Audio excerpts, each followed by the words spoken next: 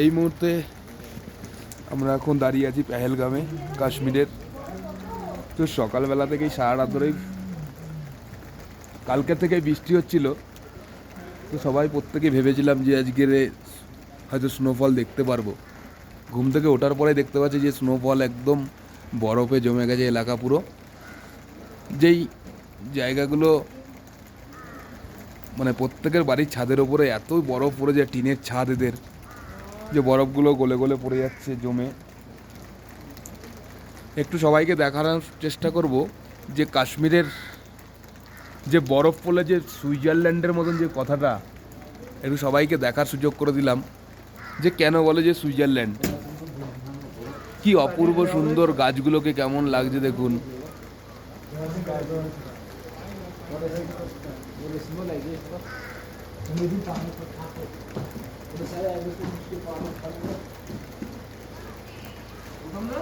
হ্যাঁ, বলছি লাগেজ কি লোক নিয়ে যাবে এসে?